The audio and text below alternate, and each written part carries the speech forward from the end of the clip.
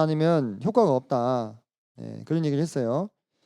제가 비타민을 많이 먹어요. 비타민 한 번에 뭐 3알씩 뭐 하루에 2~3번 먹습니다. 근데 그 메가도스라고 하죠. 그 비타민이 이 탁자 위에 놓여져 있잖아요. 그 엄청 많이 먹으면 몸에 좋다는 건 알지만 내가 직접 먹지 않으면 어떻습니까? 그거 아무 효과가 없어요. 예. 모든 게 다 그래요. 나중에 나의 상황에 대해서요. 정말 뭐 1%, 2%는 그런 사람들도 있을 수 있겠지만 98%, 뭐 90% 이상 넉넉 잡고 90% 이상은 나의 삶과 나의 상태에 대한 책임은 나에게 있어요. 내가 뭘 선택하고 뭘 먹고 뭘 행했느냐 그게 나예요. 다른 사람 탓합니다. 그때 되면 틀림없을걸요. 여러분도 누구 때문에 그런 생각합니다. 그렇지 않아요. 그런 면도 있겠지만은 내 현재 상태와 모습에 대해서 가장 큰 요인은 가장 큰 원인은 누굽니까? 나예요. 예. 청년부 시간에 여러 가지 주제의 말씀들이 전해집니다. 때로는 어렵고 때로는 뭐 하기 싫은 주제들도 많이 있을 거예요. 제가 알고 있습니다. 근데 그거를 내가 열심히 섭취하고 내 것으로 소화시키기 위해서 도전하고 그 결과로 나의 믿음이 자라고 올바른 지식들에 대한 장착되는 것은요. 어찌됐건 나의 의지가 거기 들어가는 일이에요. 반대도 마찬가지고 반대도 마찬가지고. 예. 그래서 이 시간에 여러분들이 여기 모여 앉아 계신다고 하는 것에 대해서 저는 여러분을 격려해 드리고 싶고 청년부에 나오지 않는 것에 대해서 제가 뭐 나오지 않는 인원들에 대해서 왈가왈부하지 않았어요. 그죠? 막 나와라 마라. 왜? 어차피 마음이 끌리지 않으면 내가 막 권해가지고 한 번, 두 번 나오다가도 또 안 나와요. 그럼 서로 그게 얼마나 힘든 일이야. 왜 안 나올까 걱정하고 아이 또 눈치 보이네 뭐 이렇게 되고 그것은 하나님께서 기도만 해 하나님께서 인도해 주셔가지고 오기를 바라는 마음으로 또 나중에 때가 돼서 그 친구가 또는 그 지체가 필요가 생기면 또 나올 수도 있는 거겠지. 제 기준에서는 좋은 생태계를 만들어 놓고 이 안에 초대하는 정도지 억지로 목을 동에 매가지고 고삐를 껴서 끌고 올 수 없다는 거예요. 끌고 와서도 안 되고. 어떤 면에서 제 교육 철학이 그렇습니다. 네, 그래서 좋은 이 초장을 만들어 놓고 와서 마음껏 풀을 뜯을 수 있도록. 근데 내가 목자로서 좋은 초장을 관리 안 해가지고 막 황폐해져 있어. 양들이 막 와서 뭘 먹고 싶은데도 먹을 게 없다면 그거는 누구 책임이에요? 그건 목자의 책임이에요. 그죠? 그건 명확하게 교사의 책임이고 목자의 책임입니다. 하지만 비옥한 초장을 만들어 놓을지라도 와서 뜯어먹지 않는다면 그것은 자기에게 전혀 유익이 될 수 없어요. 그래서 여러분들 나중에 시간이 지나면 여러분의 신앙에 대한 1차적인 제1의 원인은 여러분입니다. 여러분의 상태에 대해서도 여러분의 신앙에 대해서도 여러분의 삶에 대해서도 그 탓을 다른 사람에게 돌리려고 하지 마세요. 제가 창세기에 다 나와 있다는 얘기를 지난 시간에 했잖아요. 창세기에 보면 아담이 누구 탓합니까? 하와 탓해요. 하와가 누구 탓합니까? 뱀 탓을 합니다. 맞죠? 범죄하고 나서. 근데 하나님이 네 탓이라고 해요. 그래서 다 각자에게 뭘 물으세요? 책임을 물으시잖아요. 아담이 하나님이 주신 하와가 나에게 열매를 줘서 따먹게 했습니다. 누구 탓을 했어요? 하와 탓을 했어. 근데 하나님은 아담한테 뭐라고 얘기했습니까? 네 탓이다 한 거예요. 우리는 그 일에 대해서 책임이 있어요. 우리에게 허락된 시간과 기회와 젊음에 대한 책임이 있다고요. 그 책임을 언젠가 하나님이 물으신다고. 빠르면 40대에도 물으실 수 있고요. 물으실 수 있고요. 저는 제 몸을 함부로 놀린 대가를 지금 42살에 지금 치르고 있습니다. 네. 건강이 막 이제 안 좋아지는 것들이 나타나잖아요. 왜 그랬을까? 어찌됐건 내가 내 몸을 막 굴린 거야. 막 굴린 거예요. 그러니까 그 대가를 지금 받고 있는 거잖아요. 그죠? 이게 몸뿐이겠어요? 신앙도 그렇고 내 정신 상태도 그렇고 나의 생활 모습도 그렇고 다 마찬가지인 거예요. 그래서 여러분들 제가 청년부 교사로서 앞으로도 하게 될 일은 푸른 초장을 조성하는 일이에요. 거기에 와서 여러분들이 마음껏 풀을 뜯고 살찌고 윤택이 지시기를 바라는 거예요. 초장이 잘못되면 저에게 책임을 물으세요. 아시겠어요? 하지만 초장이 건실했는데 내가 비쩍 말라 있다. 그렇다면 그 책임은 누구에게 물어야 됩니까? 내가 내 자신에게 물어야 된다. 우린 성인이기 때문에 전 책임 소재를 명확하게 해야 될 필요를 느낍니다. 아시겠죠? 뭐 갑자기 분위기가 좀 딱딱해졌는데 뭐 이렇게 매기는 거 아니에요. 오해하지 마세요. 네, 오해하지 마시고 사실 저는 개인적으로 정말 여러분들과 이 기독교 교육학을 제가 개인적으로 준비하면서 좀 기다렸던 시간이긴 한데 여러 가지 외부적인 다른 사람 탓하지 말라 했는데 여러 요인에 의해서 이렇게 좀 이렇게 막 이렇게 밀려가는 게 조금 아쉽긴 한데요. 그 교회학교 교사로서 20년 동안 살아오면서 나름대로 이렇게 그 길을 찾고 발버둥 치기 위해서 노력해서 이게 짜 놓은 엑기스를 여러분들에게 제공해 드린다는 심정으로 말씀을 드리니까 여러분들이 잘 들어주시고 뭐 제가 열심히 준비했기 때문에 잘 들어라가 아니에요. 여러분의 유익을 위해서 그렇게 했으면 좋겠다는 것입니다. 앞서서 제가 말씀드렸던 그런 어떤 성경 배경학, 성서 배경학이나 귀납적 성경 연구나 성서 개관에 대한 지식들은 이미 청년부에서 두세 번 다뤄졌던 것이고 관련된 자료들을 요청하신다면 제가 얼마든지 드릴 수 있는 상태로 이미 가공을 다 해놨습니다. 자, 오늘 이 시간에는 무슨 얘기를 할 거냐면 그 교수법에 대한 이야기를 좀 할 거예요. 교수법. 자, 교수법이 뭘까? 지식이 있습니다. 이 지식을 내가 잘 습득을 하는 것과 내가 습득한 것을 다른 사람에게 전달하는 것은 어때요? 다른 지식이에요. 여러분들 혹시 대학교에서 정말 교수님인데 어떻게 제 삶이 교수가 됐지 싶은 사람들 있죠? 진짜 못 가르치는 사람들, 그죠? 근데 그 사람들도 공부할 때는 맨날 반에서 1등 하던 사람들이에요. 그런 사람들이 교수 되는 거잖아요, 그죠? 근데 가르치는 건 너무 형편없어. 못 알아듣겠어. 그게 뭐예요? 지식을 습득하는 것은 정말 뛰어난데 그걸 전달하는 능력, 다시 말해서 교수법이 너무 취약한 거예요. 그렇다 보니까 그 학생들이 뭔 소리인지 잘 모르겠어. 그래서 이 두 개가 너무 다른 겁니다. 그러니까 학자의 전문성은 정말로 일반인들은 범접할 수 없는 그냥 전문 지식을 다룬다는 데 있는 거예요. 학자들의 전문성은. 그걸 규명한다는 데 있는 거예요. 그럼 교사로서의 전문성은 뭡니까? 제 초등학교 지금 1학년 가르치거든요. 초등학교 1학년 수학 교과서를 이렇게 보면요. 한 30분이면 아니 30분도 아니야. 20분이면 다 풀어. 처음부터 끝까지. 내 입장에서는 그 지식의 수준 자체는 어때요? 엄청 낮아요. 1학년들이 뭐 배우는데 2 더하기 3 이런 거 배워요. 이렇게 손가락으로도 해보고 바둑돌로도 해보고 막 이렇게 한단 말이에요. 구체물을 사용해가지고. 그거 지식의 정도를 놓고 따졌을 때 이건 아무것도 아니야. 그죠? 그죠? 네. 이진자민도 경험이 있죠. 그건 아무것도 아니야. 근데 그걸 어떻게 아이들 수준에 맞춰서 전달할 거냐에서 교사의 전문성이 논의가 되는 거예요. 그 아이들의 수준에 맞춰가지고 어떻게 전달을 할 수 있을 거냐, 그런 걸 배우는 거예요. 사범대나 교육대에서 배우는 건 그런 거거든요. 지식의 정도 자체가 엄청 고전문 지식, 최신의 지식을 배우느냐, 그런 건 아니에요. 그런 건 아니라고. 네. 하지만 우리는 교수법에 있어서 계속 최신화를 하고 있지. 어떻게 하면 잘 전달되더라. 인지심리학이나 인지과학에 대한, 뇌과학에 대한 내용들 계속 보면서, 자, 그래서 여러분들 우리가 이제 가르쳐야 되는 아이들, 우리 교회 학교 아이들에 대해서는 우리가 그러면 지금 이 시대에 어떻게 그 아이들에게 성경 지식을 전달해 줘야 될 것이냐, 이것에 대한 고민이 반드시 필요하다는 것입니다. 여러분들 지금 오늘날 아이들은 뭐 거의 유튜브하고 물화일체가 되어 있는 아이들이죠. 그죠? 네. 뭐 이렇게 태블릿이나 스마트폰이랑 하나인 아이들이에요. 근데 우리가 가르쳐야 되는 성경은 어떻습니까? 두꺼운 뭐로 되어 있어요? 책으로 되어 있어요. 이걸 어떻게 이 간극을 메울 것이냐에 대해서 필요한 기술이 성경 교수법이다, 이렇게 말씀을 드릴 수가 있겠습니다. 이거 말씀드렸으니까 넘어가고요. 자, 여러 종류의 요리용 도구가 있으면 주어진 식재료를 자유자재로 다룰 수가 있죠. 그래서 원하는 요리를 만들어낼 수가 있답니다. 그런 것처럼 우리가 다양한 교수법에 대한 지식을 가지고 있다면 내가 오늘 가르쳐야 되는 내용에 대해서 그걸 어떻게 요리해서 아이들에게 전달할 것인가 내가 선택할 수 있는 거예요. 자, 오늘 내가 무슨 내용을 가르칠 것인가는 어디에 나와 있어요? 교육과정에 나와 있어요.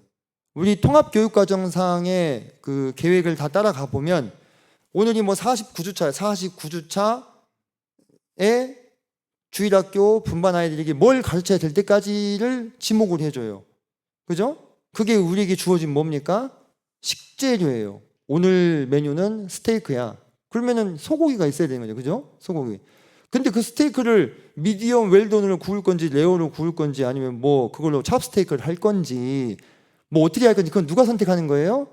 그 분반의 선생님이 선택을 하시는 거예요. 선생님이 분반 교사가. 그때 그 요리법에 해당되는 게 바로 이 교수법이다 생각을 하시면 되겠습니다. 자, 그러면 어떤 교수법들이 있느냐? 자, 첫 번째 직접 교수법이 있어요. 지금 제가 뭐로 말하고 있습니까? 직접 교수법으로 얘기하고 있잖아요. 이렇게 방대한 내용을 다른 방법으로 하려면 방법이 없어. 지금 오늘 우리 지금 뭐 저녁 먹고 더 해야 돼. 원해요?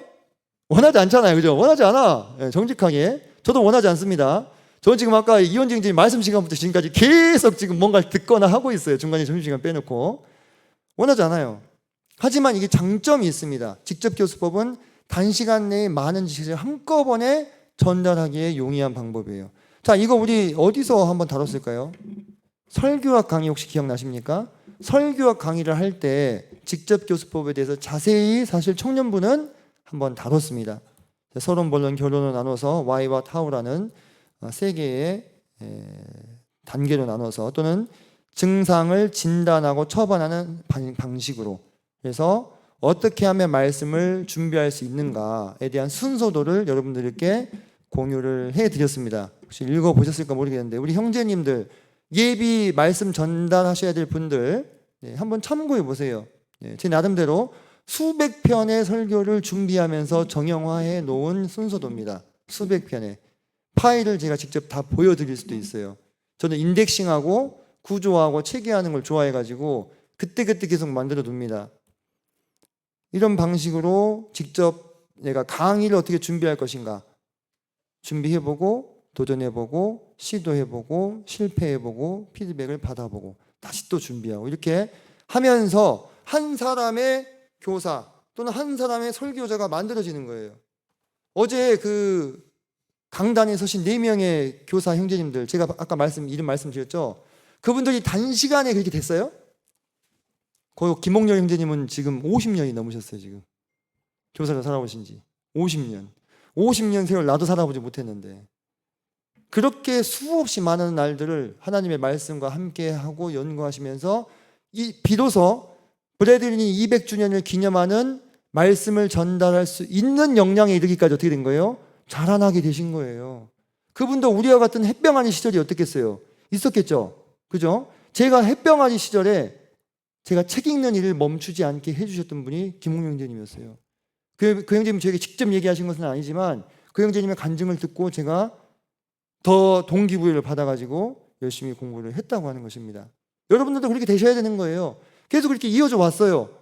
우리 브래들린의 이 정신과 이 모든 것들이 다 그렇게 이어져 온 거예요. 우리 선조들로부터. 너무나 자랑스럽고 너무나 우리가 자긍심을 가져도 되는 분들이었어요. 우리 믿음의 조상들이. 그러니까 여러분들이 그것에 대해서 이거 좀 말이 샜는데 강의식 수업으로 진행을 할 수가 있다. 문답법은 뭐냐? 이 질문을 주고받고 주고받고 이렇게 하는 거예요. 이렇게 다수랑하기보다는 좀 소그룹에서 할 수 있는 방식이겠죠.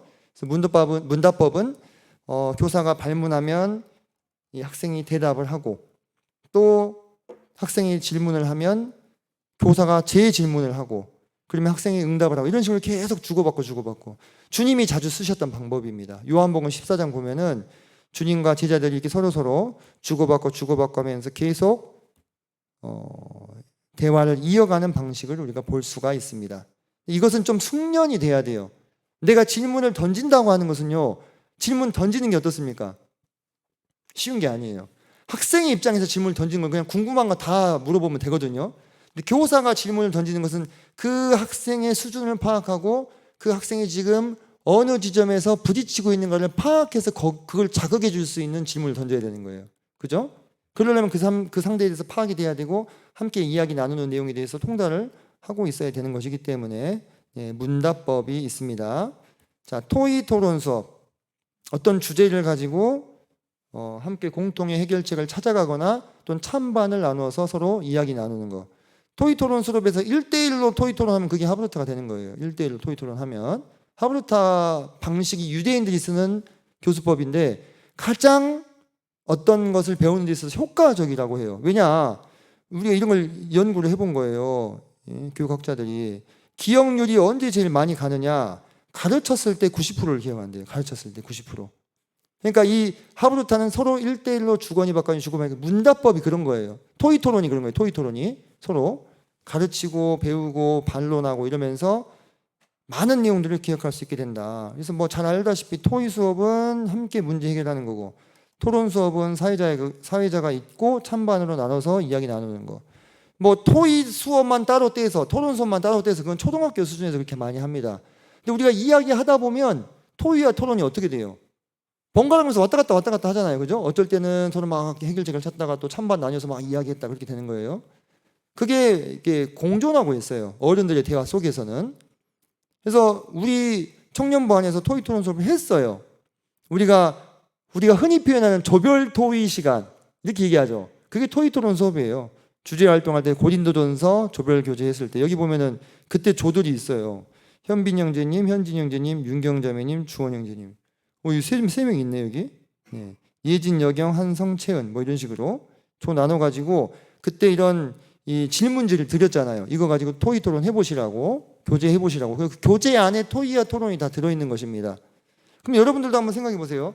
여러분들이 오늘 해야 되는 내용을 우리 분반 아이들과 토의 토론식으로 해보면 어떨까 생각해서 수업을 준비할 수 있겠죠. 그죠?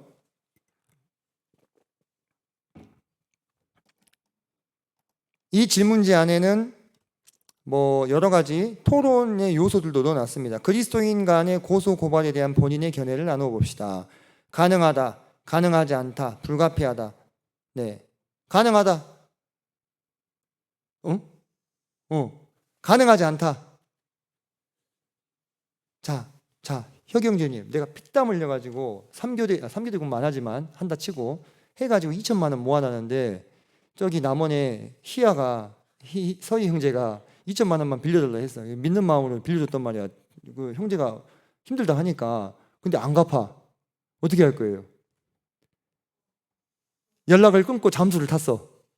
어떻게 할 거예요? 자, 고소고발 가능하다, 가능하지 않다. 오늘 내가 우정을 파괴해버리는 건가? 예. 자, 이게 심각한 문제예요. 그러면 현실에 이보다 더한 사례가 없었느냐? 있었지. 내가 지금 하는 얘기는 그리스도인 간의 이야기야. 일반 세상 사람이랑 하는 얘기가 아니라 저기 교파에서 얘기가 아니라 모임에서 더한 사례들이 있었지. 뭐 여기서 내가 얘기하는 게 덕스럽진 않지만 어떻게 할 거예요? 네? 이런 토의 토론, 실제적인 토의 토론 수업 할 수 있는 거예요. 그죠? 불가피하다. 이 불가피하다는 뭐예요? 안타깝지만 해야 한다 이런 얘기잖아요. 그죠? 나눠가지고 이 얘기 나눠볼 수 있다 이거예요. 네. 토의 토론 초등학생들만 하는 거 아닙니다. 오히려 어른들 안에서 더 많이 필요한 수업이에요, 사실. 자, 문제 중심 학습은 조금 우리 성도님들 낯설 수 있는데 성경의 특정한 문제 상황을 제시하고 그 문제 상황에 대한 학습자의 해결책을 모아 생각을 모아가는 방식의 수업을 문제 중심 학습이라고 합니다. 이렇게 진행이 돼요. 문제를 제시해요. 분석하고 자료 수집하고 공부하고 해결안 도출해서 발표하고 정리 및 평가합니다. 예를 하나 볼까요? 자, 창세기 3장입니다. 이 문제 시나리오는 누가 준비해야 돼요? 교사가 준비해야 되는 거예요. 교사가. 문제가 될 만한 상황을 줘야 되겠죠. 그죠? 자, 3장에서 문제 시나리오 보니까 아담과 하와가 선악과 따먹은 사건을 가지고 왔어요. 그래서 문제를 주는 거예요. 왜 아담과 하와가 유혹에 넘어갔는지, 그리고 우리가 오늘날 사탄에게 어떤 유혹을 당할 수 있으며 어떻게 유혹을 이길 수 있는지 생각해 봅시다. 자, 요거 지금 교사가 직접 처음부터 끝까지 쭉 진행하면 강의식이 돼버리는 거예요. 그죠? 근데 문제 중심 학습은 이제 여기서 학습자들이 이 문제를 어떻게 해결할까를 서로 이야기해야 돼. 그러니까 주일 학생들 조금 힘들 수 있어요. 근데 학생부 애들은 할 수 있습니다. 학생부 애들은. 그래서 이렇게 이미 알고 있는 것과 더 알아야 할 것을 나눕니다. 문제를 분석하는 거죠. 이미 알고 있는 거, 내가 유혹을 이기는 방법과 관련해서 무엇일까 알아보고, 그 다음에 개인 과업을 나눠요. 우리 분반이 3명이다. 1, 2, 3 나눠가지고 각각의 과업을 해결하고 공동 과업도 해결하고, 그래서 그것을 정리해가지고 발표하고 평가하는 과정. 자, 이게 여러분들 왜 이렇게 할까요? 그냥 말씀 전하면 되는데 왜 이렇게 할까? 생각해 보세요. 참여하고 있는 학생들의 참여도를 더 증진시키고 그 아이들이 마음속에 더 많이 기억에 남게 하는 방법이 무엇이냐를 궁리하면서 이런 방법을 갖다 쓰는 거예요. 내가 그냥 강의해버리면 돼. 근데 사실 여러분 저도 지금 강의를 하고 있지만 우리 청년 형제 자매님들 강의 끝나고 나서 잘 기억 안 나요. 그냥 쑥 들어갔다 쑥 나가잖아. 이경자님, 그죠? 쑥 들어갔다 쑥 나가잖아. 여기서 추가로 내가 뭔가 노력을 하지 않으면 안 남아. 이게 강의법의 단점이에요. 많은 내용을 할 수 있지만 잘 안 남는다. 그래서 이런 방법을 쓴다면 오늘 내가 강의식이 아니라 그냥 오늘 1시간을 통째로 할애해서 교수법 하나만 배우고 실습해보는 식으로 한다면 어떨까? 훨씬 기억에 남겠죠. 그 대신 그러려면은 이 교수법이라는 것을 이 교육학에 4시간이 아니라 한 12시간에서 3시간 정도를 할애할 수 있어야 되는 거예요. 그렇게 시간을 늘려내면 우리가 다양한 교수법을 가지고 이 시간도 꾸릴 수 있는 거예요. 저도 청년부를. 그게 안 되니까 강의식으로 하는 거죠. 자, 프로젝트 학습. 복합적이고 실제적인 문제를 해결하면서 결과물을 만들어내는 거. 이거 우리 청년부에서 하고 있는 단기 선교 프로젝트 있죠. 단기 선교 프로젝트가 일종의 프로젝트 학습입니다. 청년부 단기 선교나 학생부 바자회, 주력의 친구 초청 장치 등이 적합한 주제가 될 수 있는 거예요. 자, 학생부에서 꼬장을 했어요. 이거 한 거 제가 보니까 완전 프로젝트 학습에 진짜 좋은 예시더라고요. 네, 이렇게 준비해가지고 꼬마 장터를 만들어서 선교 지원 프로그램 준비하고 수익금 모두 선교지 전달하는 이 과정 가운데 학생들이 어때요? 이렇게 적극적으로 주도적으로 나섰어요. 옆에 이제 선생님들이 도와주셨지만 그래서 이렇게 미리 선교에 대해서 알아보고 이렇게 만들어보고 또 실제 꼬장 그때 우리 유영 형제님이 아니다 진성 형제가 발표했죠, 그죠? 진성 형제 맞죠? 예, 그때 진성 형제 그 팩이 있는 모습 기억납니다. 이렇게 해가지고 진행했단 말이에요. 이게 얼마나 지금도 기억이 나죠? 기억이 나죠? 그게 왜 기억이 나냐고. 이 교수법을 썼기 때문에 어쨌든 물론 이게 프로젝트 학습이다 이렇게 생각한 것은 아니었겠지만 그 방식을 썼던 거예요. 그 이제 교육 이론가들이 이렇게 이론화 시켜 놓은 거죠. 이제 우리가 이론화 시키면 다음번에 또 쓸 수 있어 그 방식을. 이런 식으로 진행을 했던 거. 조사 학습. 특정 주제나 본문을 주고 그것에 대해서 팀 단위나 개인 단위로 일정 기간 동안 조사한 다음에 결과물을 보고서나 PPT 형식으로 만들어서 발표하는 방식. 우리 청년부에서 엄청 많이 했습니다. 뭐 이런 것들은 그냥 참고하시고 문제를 제시하고 자료 정리 해석, 결과 발표, 보고서 작성. 자, 이사야서 조사 학습했어요. 이사야서 여기 보면은 조별로 이름들이 나옵니다. 쭉 조 짜가지고 조사 학습했죠. 그죠? 로마서 조사 학습. 이렇게 조사 학습한 사례들이 많습니다. 이사야서, 로마서, 뭐 에스겔서, 요엘, 소선지서 다 제가 정리해 놨어요. 여러분들 만드신 거. 그렇게 해서 이번에 욥기 있죠. 욥기도 조사 학습이에요. 조사 학습 조를 오늘 뽑으면 좋겠는데 이따 끝나고 뽑을까요? 아, 별로 원치 않습니까? 아직은 좀? 네, 그렇습니까? 뭐 알아서 하세요. 이제 늦게 뽑으면 늦게 시작하는 거지. 뭐 첫조 걸리면 이제 뭐 준비하는 좀 촉박할 수 있겠는데. 자, 플립 러닝은 뭐냐? 조사 학습이랑 플립 러닝은 차이점이 뭐냐면 예를 들면 이거예요. 자, 조사 학습은 창세기 1장부터 4장까지를 조사해 오세요. 이러면 조사 학습이 됩니다. 근데 맥킨토시 모세오경 창세기 1장 4장 편을 읽고 공부해서 와서 알려주세요 하면 이건 뭐예요? 플립 러닝이 되는 거예요. 선생님이 가르쳐 줘야 할 것을 미리 학생이 어때요? 미리 학생이 집에서 공부해가지고 와서 학생이 선생님이 돼가지고 알려주는 거예요. 그러니까 여러분들 플립 러닝 우리 엄청 많이 했어요. 사실 엄청 많이 했어요. 플립 러닝 그래서 하려면 교과서가 딱 정해져 있어야 돼. 명확하게 어떤 걸 공부해야 하는가 정해져 있어요. 이걸 오픈해버리면 이게 뭐가 되는 거예요? 조사학습이 되는 거예요. 이해되시죠? 차이점을. 그래서 우리가 이런 거 했어요. 여기 주요 장소 주제 선택해가지고 알아보고 동물, 말, 정효 형제, 나귀, 현빈이 형제 이렇게 그때 우리가 이 열린다 성경 가지고 공부했었잖아요. 그거 열린다 성경 할 때 여러분들 그 성경 그 책의 내용을 어떻게 했어요? 요약해가지고 발표했죠. 그게 플립 러닝이에요. 예. 뭐 대단한 거창한 거 아닙니다. 교과서 미리 공부하고 요약해서 와서 발표하는 거예요. 근데 그 과정이 그 학생의 그 내용을 기억하는 데 훨씬 도움이 된다 이거야. 놀랍게도 순서만 바꿨는데 선생님이 전달하는 것에서 학생이 전달하는 것으로만 바꿨는데 훨씬 더 많이 기억하고 이해도가 높아졌다는 것이죠. 이게 연구자들의 주장이고 실제 그렇습니다. 우리 엄청 했어요. 식물도 하고 사회상도 하고 절기도 하고 성전도 하고 맥킨토시 모세오경도 하고 민수기도 하고 제가 이거 일부만 가져온 거예요. 여러분들 엄청 지금까지 많이 하셨었고 그때 제가 플립러닝입니다 이런 얘기는 했어요, 안 했어요? 할 필요 없지 뭐. 학생들한테 그런 얘기 합니까? 그냥 그건 선생님이 준비해 오는 거예요. 그 방식을, 그 교수법을 내가 선택하는 거라고. 그 공부를 하는 데서 제일 좋은 방법이 이것일 것 같다 이렇게 생각해서. 자, 협동학습. 협동학습은 주일학교에서 많이 쓸 수 있는 방식이에요.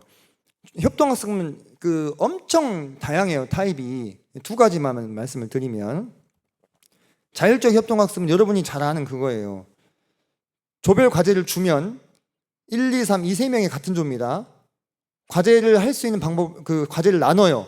1번은 자료조사, 2번은 PPT 작성, 3번은 발표, 이런 식으로. 여러분들 그 대학교에서 조별 과제 할 때 이런 거 하죠? 그러면 누가 나와요? 무임승차하는 애가 나와. 여기 조가 여기 한 명 많아서 4번이 있어. 그럼 얘는 그냥 묻어가. 1번에 자료조사에 1번, 4번 같이 들어가는데 4번 거의 안 하고 1번이 다 해. 그래서 4번이 마지막에 끝나고 밥이라도 한번 사면 다행인데, 그냥 입 딱 씻고 학점 받고 가면 어때요? 네, 다시 같이 하고 싶지 않죠. 협동학습의 단점이 그거예요. 무임승차자가 나올 수 있다는 거. 그래서 만든 게 직소 모델입니다. 직소 모델. 직소 모델은 뭐냐면, 오늘 주제가 천지창조예요. 3개의 조가 있습니다. 그러면 3명씩 이루어져 있죠. 그러면 1번, 4번, 7번은, 노란색은 첫째 날, 넷째 날을 공부하는 거예요. 얘네들끼리 모여가지고, 이걸 전문가 집단이랍니다. 얘네들끼리 1, 4, 7이 따로 모여. 조가 쪼개져가지고. 그래서 첫째 날, 넷째 날 열심히 공부해서 자기 조로 다시 돌아와. 그래서 2번, 3번한테 알려주는 거예요. 첫째 날, 넷째 날에 대해서. 그러면 2번, 5번, 6, 8번은 또 자기들끼리 모여가지고 둘째 날, 다섯째 날 열심히 공부해서 다시 돌아와. 그래서 1번, 3번한테 알려주는 식으로. 이렇게 하면 무임승차자를 최소화할 수 있다. 근데 이것도 단점이 있긴 한데, 이런 방식을 써서 뭐 주일학교에서 오늘 분반 활동해야 되는 내용이 뭐 천지창조다 하면 거기서 같이 모여가지고 한번 시도해 볼 수도 있는 거죠. 재밌어요. 그러면 일단 애들이 뭘 좋아하는지 압니까? 돌아다니니까 재밌어. 전문가 집단 모이세요 하면 147번이 딱 자기끼리 모이잖아요. 2, 5, 8번 모이고 3, 6, 9번 모이고. 일단 움직이니까 좋아해. 그래서 막 거기서 막 찌그락찌그락 얘기하다가 다시 자기조 모이세요 하면 모여가지고 다른 애들한테 알려줘야 돼. 근데 제대로 공부 안 해갖고 오면 알려줄 수 있어요, 없어요? 없죠. 그러면은 이 자기 집단 안에서 자연적으로 얘는 이제 뭘 먹어요? 욕을 먹어. 왜냐면 얘밖에 몰라. 첫째 날, 넷째 날 아는 애는 얘밖에 없어. 이 조에서 2번, 3번은 다른 걸 공부했잖아요. 얘가 알려주지 않으면 다른 조원들은 알 수가 있어, 없어요? 없죠. 그죠? 그래서 그런 관리가 좀 됩니다. 그 선생님한테 혼나는 것보다 같은 조 애들한테 혼나는 게 더 무섭죠. 그렇게 해서 협동학습 해보는 직소 모델이 있어요. 이거는 청년부에서는 해본 적은 없었습니다. 자, 액션 러닝은 뭐냐? 소규모 집단이 공동체나 개인이 직면한 실질적인 문제의 원인을 규명하고 이를 해결하기 위한 실행 계획을 수립해서 적용해보고 피드백을 받는 거예요. 자, 아까 우리 문제 중심 학습 있었죠. 문제 중심 학습. 액션 러닝이 약간 비슷하게 생각이 되실 수 있습니다. 문제 중심 학습도 문제를 해결해가는 과정을 찾는 거예요. 근데 문제 중심 학습은 성경에서 발췌를 해요. 문제를 성경에서. 근데 액션 러닝은 언제 쓸 수 있냐면 일상생활에서 바로 가져올 수 있어요. 한번 예를 들어볼게요. 자, 처음에 문제를 명료합니다. 자, 문제가 나와 있어요. 학생회를 계속 안 나오고 있는 길동이를 어떻게 하면 도와줄 수 있을까? 실제적인 문제죠. 그죠? 길동이가 아니라 유영이를 했으면 더 나았을까? 예, 이런 문제가 주어졌을 때 그 그룹의 구성원들이 같이 어떻게 하면 이걸 해결할 수 있을지를 찾는 거예요. 문제 해결안 및 도출해서. 해결책을 찾을 수 있는 방법이 엄청 다양합니다. 다양해요. 마인드맵을 그려서 해결책을 찾아볼 수 있어요. 또는 만다라트를 쓸 수 있어요. 지난 시간에 만다라트 한번 써보셨죠? 그죠? 만다라트 써가지고 이거 오타니 쇼헤이가 써가지고 유명해진 방식이잖아요. 그죠? 그래서 이렇게 자, 길동이를 회복시키려면 어떤 방법을 쓰면 될까? 돈, 관계, 기도, 신체 이 4가지에서 방법들을 써보는 거예요. 명화 보기, 선물하기, 기프티콘 쿠폰 보내기, 돈, 편지 쓰기, 식사하기, 카톡 보내기 이렇게 이 해결 방법을 그 실제적인 문제에 대한 해결 방법을 구성원들과 함께 찾는 겁니다. 이런 방식을 쓸 수도 있고 ERRC 기법이라 해가지고 생소하실 텐데 자, 그 문제에 대해서 없애야 될 거, 줄여야 될 거, 늘려야 될 거, 새롭게 창조해야 될 것이 무엇이냐를 이 4분면을 그려놓고 아이디어를 짜보는 거예요. 이 4분면이 그려진 워크시트는 교사가 한 장 준비하면 되겠죠.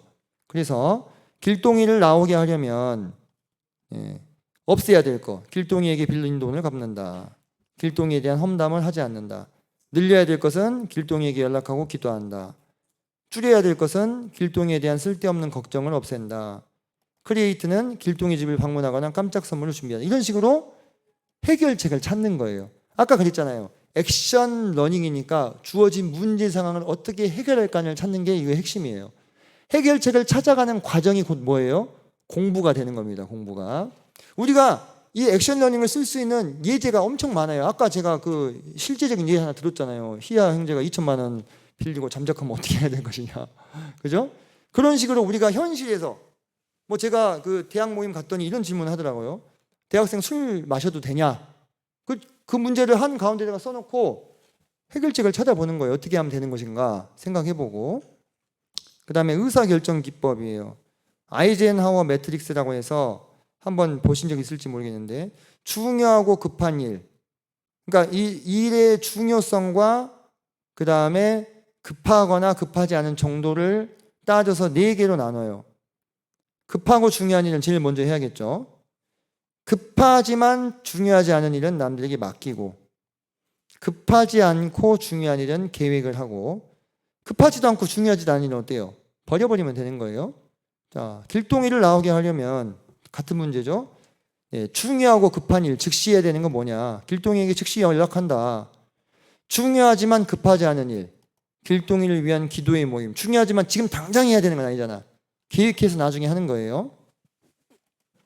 중요하지 않지만 급한 일, 돈을 갚고 뒷담화를 중재한다. 길동이가 누구한테 돈을 빌려줬는데, 우리 학생부에 유영이한테 돈을 빌려줬는데 유영이가 안 갚아가지고 마음에 상처를 입어서 안 나온대. 이런 상황이라면 빨리 돈부터 갚아야 될 거 아니에요. 그죠? 네, 그런 거예요. 중요하지도 않고 급하지 않은 일, 길동이를 위한 재롱잔치. 이런 거는 할 필요가 없죠. 그죠? 네, 이런 거는 없애버리고.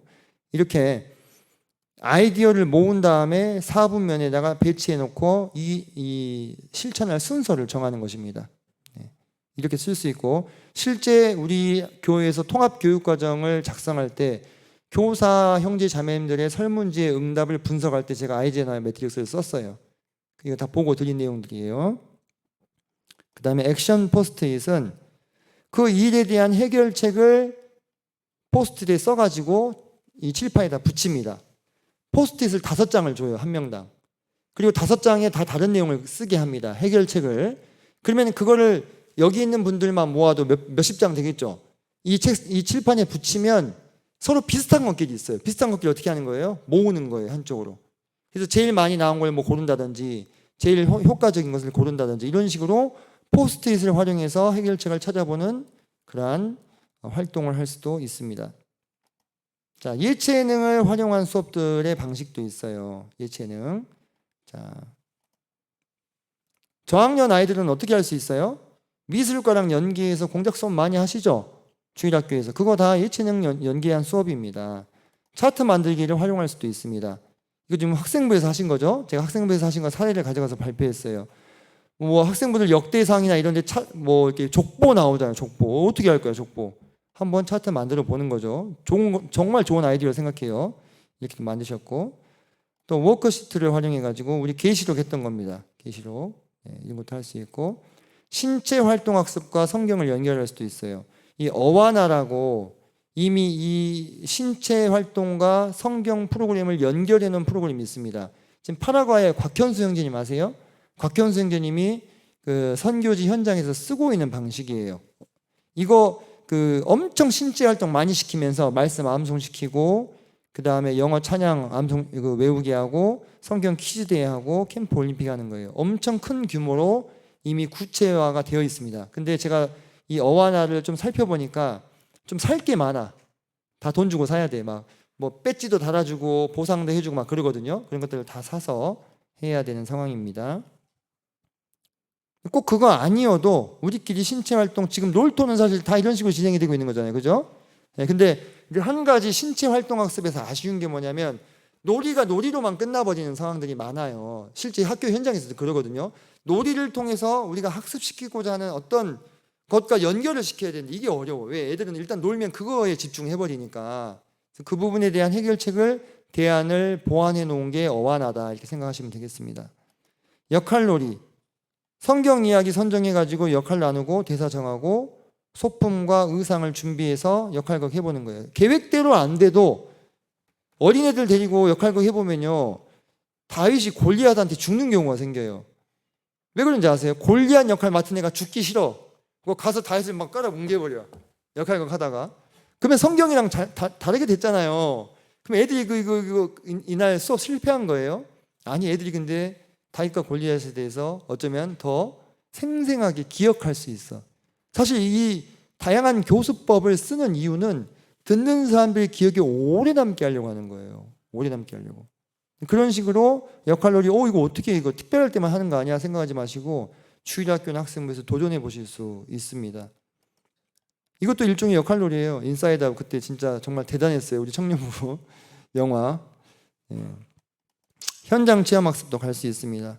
국내 기독교 유적지 방문, 광주는 양림동이 있죠. 전에 학생부 한번 가셨던 것 같기도 하고, 양림동 유적지 청년들도 한번 갔던 것 같고, 해외 단기 선교 우리 2026년도에 이제 가기로 진행을 하고 있습니다. 그리고 현장 체험학습의 가장 끝판왕은 성지 순례라고 생각합니다. 이스라엘, 터키, 그리스 성지 순례 가는 거, 이게 비용이 많이 들어요. 이번에도 가는데 550만 원이더라고. 공금이 550만 원. 13박 14일 정도 가는데 송영길 형제님이랑 김종만 형제님이 이끄는 팀이 그 정도 듭니다. 근데 물가가 너무 올라가지고 지금 환율 알죠? 환율. 지금 달러 엄청 비싸고 유로 엄청 비싸고 그래서 걱정을 많이 하세요. 그래서 이거는 적금을 들어야 돼. 그냥 뭐 필리핀급이 아니라 필리핀 한 3번 갔다 올 수 있는 돈이 드니까. 그래서 적금을 들어야 된다. 그래서 내가 가려고 들 수도 있고 아니면 이제 내가 자식이 있다면 자녀를 위해서 들어줄 수도 있어요. 저는 이렇게 생각합니다. 성경 교육이라고 하는 것을 왜 하는가? 자, 성경은 언제 쓰였어요? 벌써 지금으로부터 2000년 전에 쓰인 거예요. 그죠? 더 오래된 기록은 4000년도 전 기록이에요. 그러면은 여러분도 그랬겠지만 성경을 보면요, 이 성경의 글씨는 보이지만 이게 아이들에게 선명해요, 안 해요? 선명하지 않아. 여러분들 그 화질 떨어지는 그 그림 파일 키우면 어떻게 돼요? 픽셀 다 깨지죠. 해상도가 낮아가지고 픽셀이 다 깨지잖아. 애들 눈에는 성경이 그렇게 보인다니까요. 픽셀이 다 깨져가지고 이게 무슨 그림인지 안 보여요. 안 보여. 근데 그것을 계속 여러 가지 성경 지식들과 교육들을 통해서 그 해상도를 어떻게 해주는 거예요? 높여주는 거예요. 해상도를 점점 더 높여주는 거예요. 그래서 성경이 눈에 보이게끔 해주는 것이 성경 교육의 목적이에요, 사실. 그럼 그거의 끝판왕이 뭐겠어요? 가서 직접 봐버리면 끝나. 직접 가서 보시면 우리가 성경에서 만날 수 있는 모든 것들이, 거의 모든 것들이요, 보존되어 있습니다. 특히 이스라엘에 있는 것들은 많이 보존되어 있어요. 그럼 가서 보면 끝나. 라오디게아 교회가 있어. 발굴이 되고 있어요. 그때 그 라오디게아 교회는 아니지만, 그때 그 초대교회 라오디게아 교회가 아니겠죠. 그 자리, 그 터에다가 그 이후에 중세시대의 건물을 만들어 놓은 거예요. 그게 지금 발굴이 되는 거예요.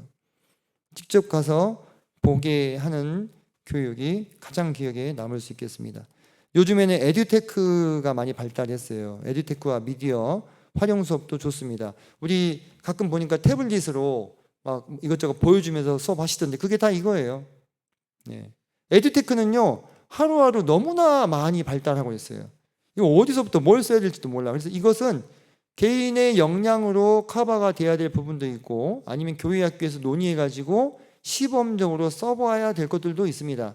이거 너무 많기 때문에 하나하나 소개할 수는 없고, 하지만 뭐 저한테 그런 질문하신 분들도 있어요. 그 교회학교 교사가 꼭 챗GPT를 써야 되느냐? 그래서 내가 쓰시라 했어요. 맹신하지는 않지만 써봐야 된다. 왜? 시대가 바뀌고 사회가 바뀌면서 방식은 계속 변화되는 거예요. 그거에 있어서 교사가 이렇게 뒤처지게 되면은 아이들과 다른 말을 하게 돼. 그러면 아이들은 안 받아들여. 대번에 알고. 이런 것도 활용할 수 있도록 한번 살펴봐야 될 필요가 있고요. 자, 미디어 교육이라 한다면, 미디어라고 하면 2025년 9월달 기준으로 우리나라 사람들이 가장 많이 갔던 사이트가 어디냐면 유튜브예요. 9월 기준으로 60억 5,700만 명이 썼대요. 그러니까 한 명이 여러 번 간 거 다 이거 누적해서 센 거예요. 우리나라 사람이 몇 명이에요? 5천만 명이죠. 5천만 명인데 지금 이 사이트는 9월 기준으로 60억이 넘게 간 곳이야. 다시 말해서 오늘날 미디어를 활용한 교육이라고 하면 뭘 활용한 교육인 거예요? 유튜브를 활용한 교육이 되는 거예요. 유튜브. 그럼 유튜브 안에 지금 엄청나게 많은 좋은 사이트들이 개설되어 있습니다. 그래서 이런 곳에서 적절한 컨텐츠들을 발굴해 가지고 우리 분반 아이들에게 연결해 줄 수 있어야 돼요. 저는 교사를 이렇게 정의합니다. 교사는 지식 소매상이다 이렇게 얘기해요. 소매상이 하는 일이 뭡니까?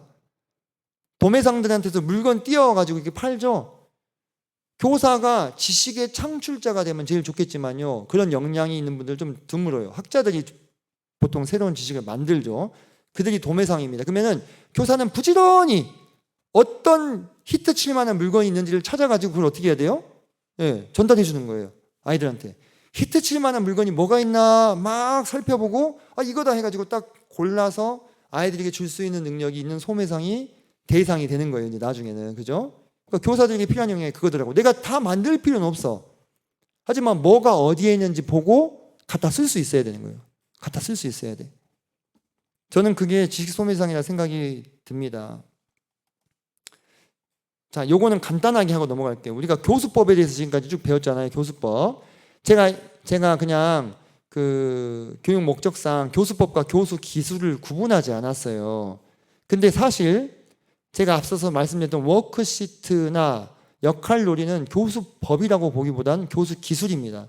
이 차이가 뭐냐면 교수법은 전략이에요. 전략. 커다란 어떤 목표를 달성하기 위한 방식이고, 교수 기술은 전술입니다. 그때그때 크고 작은 전투를 하기 위한 방법. 그러니까 교수 기술은 제가 강의법을 쓰고 있다가도 우리 이거 한번 해볼까요? 하고 이렇게 던질 수 있는 거예요. 교수 기술은 중간에 교수법을 바꾸지 않고 질문을 던지거나 피드백하거나 시범 보이거나 이런 방법들을 써서 교사가 내가 생각한 수업을 이렇게 쭉 이끌어 나갈 수 있는 거예요. 이끌어 나갈 수. 쉽게 얘기하면 교수 기술은 스킬이에요. 스킬. 교수법은 전략이고, 쭉 내가 이렇게 수업을 이렇게 쭉 이끌어 가야지, 이거를 좀 구분해서 자유자재로 활용할 수 있으면 좋은데, 하나하나 사실은 살펴보면 좋겠지만 이런 방법들을 교사들이 쓸 수 있다. 리키핑이라는 건 뭐냐면, 리키핑은 중간에 요약해 주는 거야. 한번 딱 쌓아주는 거야. 수업을 내가 만약에 오늘 분반을 30분을 해야 된다. 아마 15분 정도 했을 때, 자, 얘들아 여기서 한번 정리 한번 해보자. 지금까지 뵌 내용이 뭐였지? 하면서 그 정리할 때 또 뭘 쓸 수 있어요? 플래시카드를 쓸 수 있는 거예요. 플래시카드, 자, 이거 무슨 내용이었지? 무슨 내용이었지? 이렇게 하면서 그런 어떤 기술적인 부분들도 내가 할 수 있으면 내 수업이 어떻게 된다는 게 더 풍성해질 수 있다고 하는 것입니다. 근데 여러분이 다 교육학 전공자들이 아니기 때문에 더 깊숙이 들어가 가지고 하진 않겠습니다. 하지만 좀 내가 정리를 해두면 이거 한번 시도해볼까, 이번 기회에 이거 한번 시도해볼까, 이렇게 할 수 있어요. 추천 도서들은 이런 게 있습니다. 자, 새로운 교수법을 쓰는 것이요, 에너지가 많이 드는 일일까요? 쉬운 일일까요? 에너지가 엄청나게 많이 드는 일입니다. 특히 교회 학교는요, 가장 익숙한 방법이 뭐냐면 전체 말씀하고 분반 공과입니다. 그죠? 사실 분반 공과라고 하는 것은요, 공과는 워크시트의 일종이에요. 그건 교수법이 아니라 교수 기술이에요. 분반 공과는 학습자의 의지가 끼어들 어떤 여지도 없어요. 사실 공과라는 것이요, 되게 양면의 칼인 게, 공과는 그 공과를 기획하고 의도한 사람의 의도가 딱 들어가 있는 거예요. 처음 시작해가지고 이렇게 생각의 흐름이 이렇게 흘러갈 수 있도록 쉽게 얘기하면 만드는 틀이에요. 여러분들 칼이나 도끼 만들 때 거푸집 만들죠? 거푸집 봤어요? 거푸집에다가 녹은쇠를 이렇게 딱 부으면 어떻게 돼요? 거푸집 파놓은 대로 이렇게 샘물이 이렇게 흘러 들어가가지고 딱 칼 모양이 되잖아요. 그 거푸집 같은 게 뭐예요? 워크시트예요. 공과라고. 그러니까 지금 오늘날의 구성주의적인 교육 철학에 입각해가지고 공교육기관에서 이런 학습자 중심의 교수법으로 수업을 듣던 애들이 교회에 와가지고 공과로 수업을 하면은요, 공과가 쉬워요. 교사도 수업 진행하기가 쉽고, 왜 다 써져 있으니까 순서대로 하면 되잖아요. 학습자도 그냥 쓰면 돼. 근데 약간 안 맞아.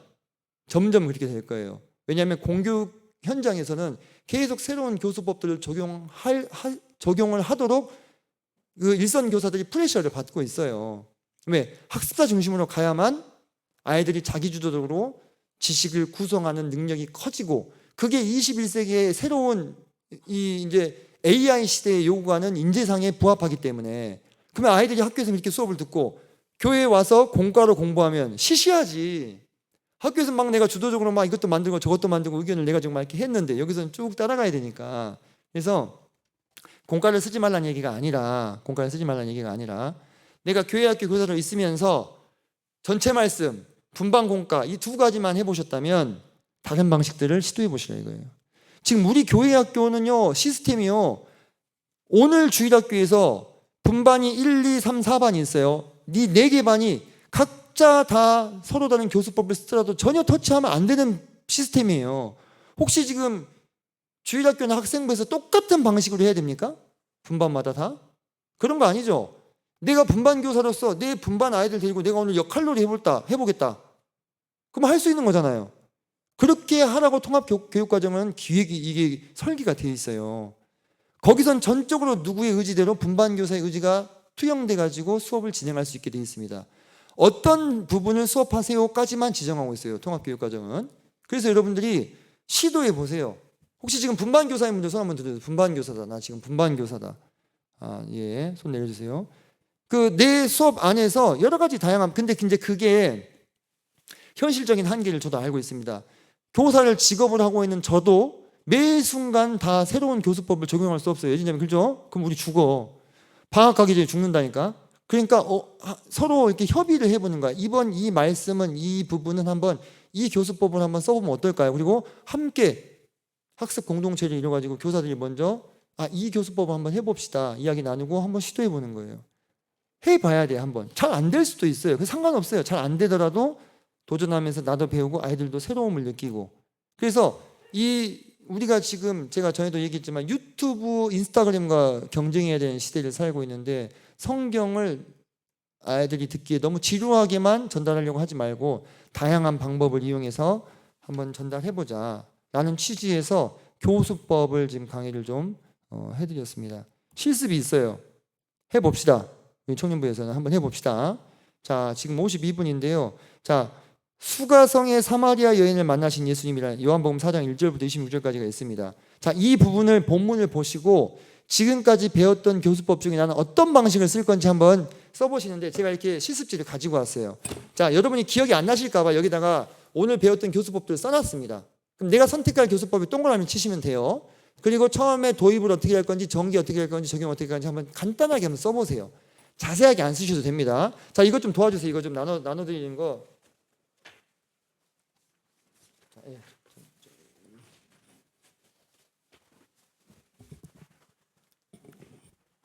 오늘 통합교육과정이 지정한 이 위치가 요한복음 4장이다 했을 때, 내가 분반 교사라면 어떤 교수법을 가지고 우리 반 아이들에게 이 분반 활동을 해보고 싶은지, 역할놀이 해도 되고, 형제님 저는 그냥 직접 강의할래요 하셔도 되고, 어떤 방식으로 할 건지 한번 해보시기 바랍니다.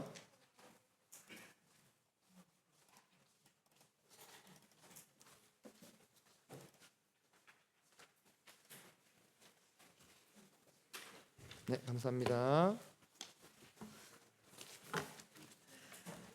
네, 감사합니다. 제가 도입부에서도 할 수 있는 활동들을 적어놨어요. 도입부에서도 아이스 브레이킹에서. 거기도 그냥 동그라미 치세요. 이거 하자 하고, 내 아이들이랑 뭘 할 건지. 예진 자매님, 청년부에서 이런 것까지 할 줄은 몰랐죠?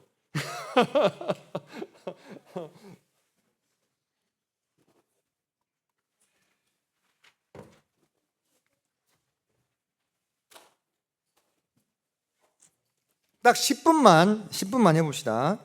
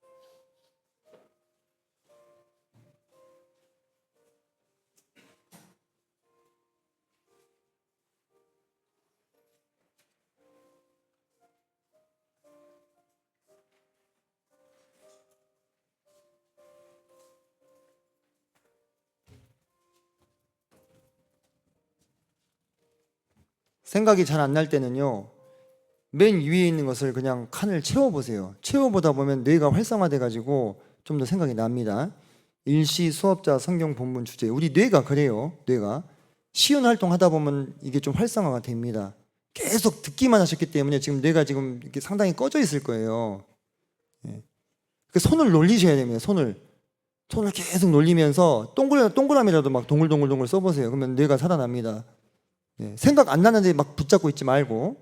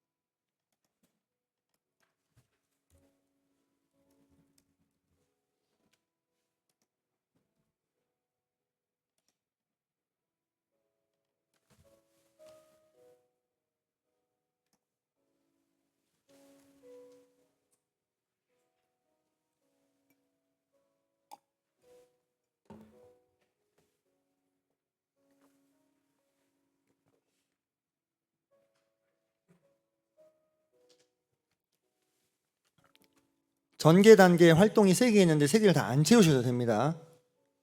한 2개 정도만 하셔도 돼요.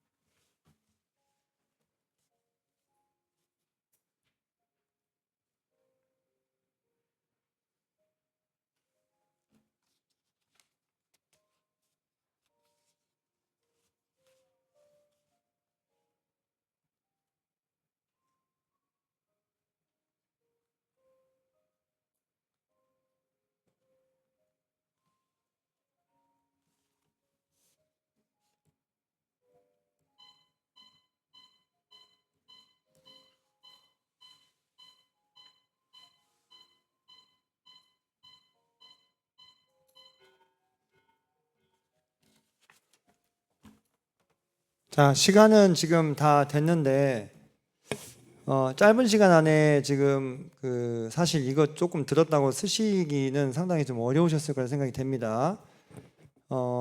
미리 말씀 안 드렸는데요. 개인적으로 가지고 있는 챗GPT나 제미나이를 쓰셔도 됩니다. 쓰셔도 되고 그렇게 도움 받으셔도 돼요. 우리가 AI 툴 적극적으로 사용하셔서 한번 써 보셨어요? 예, 지금 써 보신 거를 옆에 분들과 함께 한번 돌려서 한번 읽어보세요. 어떻게 썼는지, 저 형제는 저 자매는 무슨 생각을 했는지 지금 바로 그냥 줘보세요. 옆에 있는 거.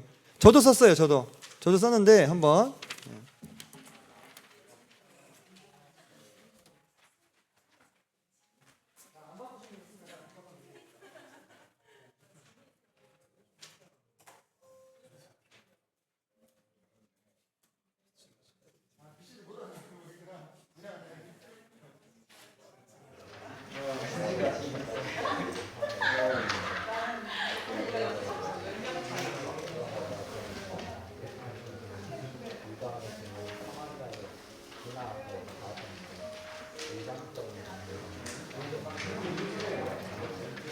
예, 자기 이름 쓰셔야 돼요. 제가 가져갈 거예요, 이거.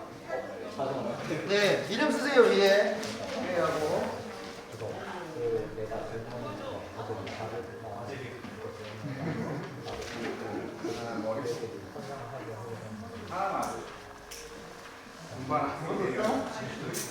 아, 정말요? 저는 마리아. 여기 일마리아, 한마리아. 아, 이거요? 누가 본 거야, 지금? 너무 생각이 많아. 한번 여기저기 앞뒤 돌려서 한번 읽어보세요. 똑같은 내용을 가지고도 사람마다 이거 가지고 어떤 방법으로 수업하고 수업이 달라요. 다 달라요. 직접 교수법도 괜찮아요. 직접 교수법을 하셔도. 나는 말빨이 좀 된다. 직접 교수법 해도 홀려버리면 돼.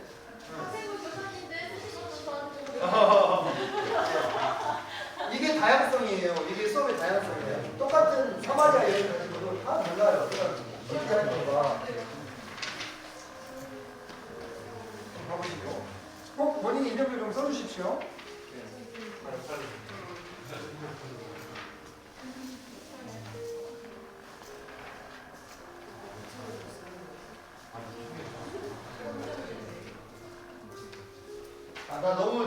나 한 6분 만에 썼어 지금. 너무 막.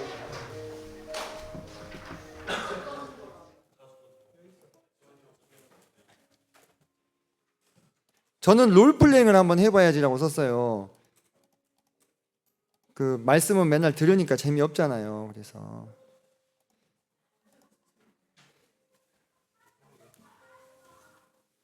예, 좀 정신 없으셨을 텐데요. 좀 이제 마무리를 좀 하겠습니다. 방금 잠깐 짧게 지금 경험을 해보신 건데 이게 우리가 지금 통합교육과정상에서 나누어 놓은 모든 차시를 이런 식으로 접근이 가능한 겁니다.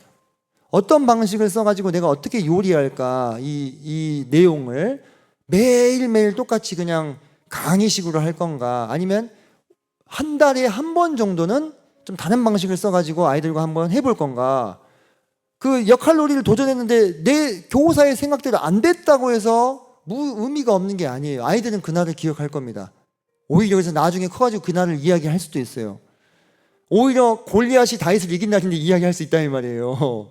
그죠? 나중에 웃으면서 그게 기억에 남느냐 유튜브랑 인스타를 제치고 기억에 남게 하느냐 그게 우리 교사들의 관건이에요. 이해되시죠? 정말 어려운 일이겠죠. 그죠? 네, 정말 어려운 일일 텐데 이런 교수법을 자유자재로 능수능란하게 다양하게 활용해 보시려면 한두 번 해봐서는 안 될 것 같고 여러 가지 방법 쓰면서 나한테 맞는 게 있어요. 나한테 맞는 걸 쓰시면 되고 사실 편안하게 내가 쓸 수 있는 걸 좀 많이 쓰게 돼요. 그래서 대부분 직접교수법이나 분반 공과를 가겠지만 이런 새로운 시도를 통해서 우리 교회 학교에 우리 분반에 좀 새로운 바람을 불어넣을 수 있다. 그 주체는 누구다? 교사인 나 자신이다. 내가 안 하면 내가 안 하면 우리 분반에 누구도 그렇게 해줄 사람은 실은 없다고 하는 것입니다. 자, 정리를 좀 하겠습니다. 오랜 시간 너무 수고 많으셨고 하지만 좀 의미 있는 활동으로 좀 매듭을 지어보고 싶어서 마지막에 실습까지 좀 과감하게 좀 진행을 해보았고요. 교회학교 교사로서 뿐만 아니라 한 사람의 그리스도인으로서 여러분이 앞으로도 승승장구하시고 하나님과 함께 동행하는 성공적인 삶을 사시기를 정말 교사의 한 사람으로서 간절히 바라는 사람입니다. 하지만 정말 나를 넘어지게 만드는 그런 시험과 시련의 순간들이 틀림없이 올 겁니다. 전 여러분들한테 이렇게 미화시키고 싶은 마음이 없어요. 그래서 미리미리 그날을 위해서 여러분의 신앙을 잘 갈고 닦으시고 윤택하게 살찌우셔서 그런 리스크를 만났을 때도 잘 관리가 되시기를 바라는 마음입니다. 그것을 위해서 제가 교사로서 있는 한은 최선을 다해서 여러분들을 위해서 푸른 초장을 만들 테니까 자주 오세요. 매일 이렇게 힘들게 하지 않을 거니까 우리 이제 앞으로 12월 달 쭉 모임의 날 준비고 1월 달에 잠깐 욥기 2월 달까지 하면 청년부 통합교육과정은 4년치가 다 끝납니다. 끝나요. 그리고 나면 우리가 이제 한번 크게 모여서 서로 교제를 했으면 좋겠어요. 다음 방향을 위해서 한 바퀴도 돌릴 수도 있고 새로운 걸 또 도전할 수도 있는 겁니다. 왜냐하면 주일학교 학생분이 2년이 남았으니까 2년의 텀이 우리에게 주어졌습니다. 자, 말이 좀 길어졌는데 수고하셨고 기도하고 마치겠습니다.